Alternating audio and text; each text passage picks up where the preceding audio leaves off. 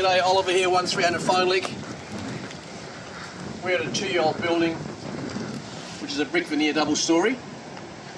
And we call these a lightweight building, so you've basically got the bottom floor there partially with bricks, and the upper floor there is all timber frame. And then we've got water leaks coming through this rendered section here. As you can see, there's quite a bit of water coming in there.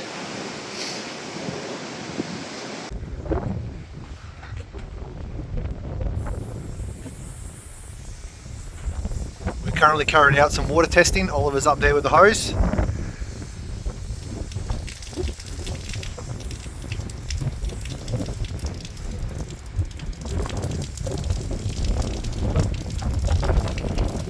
Alright, just to explain a bit more about this problem here. So we're on top of this box now. As you see, we've got the underwall flashing right there, which is good for under the walls, so that those light panels can drain. All that's functioning well.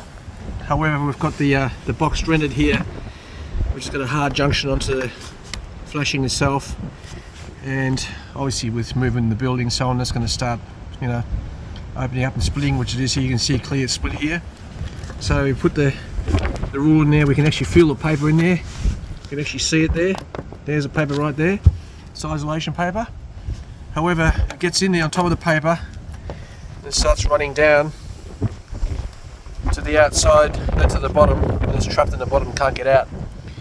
So what should be done here is, rather than having this hard render onto the flashing, get the team to come back out here. They're going to basically just make about a 2 mil space there and then actually cork this whole junction up all the way, and do the same with the other side.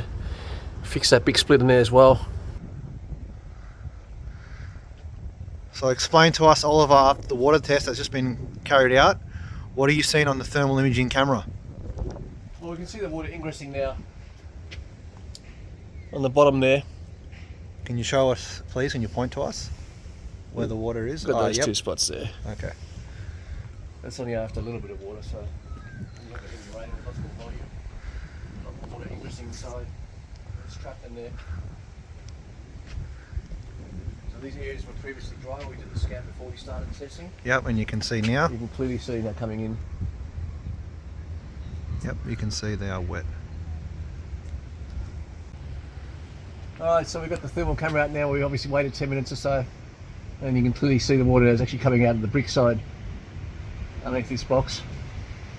There it is right there, lots of water streaming through. So there you go. Another day, another leak.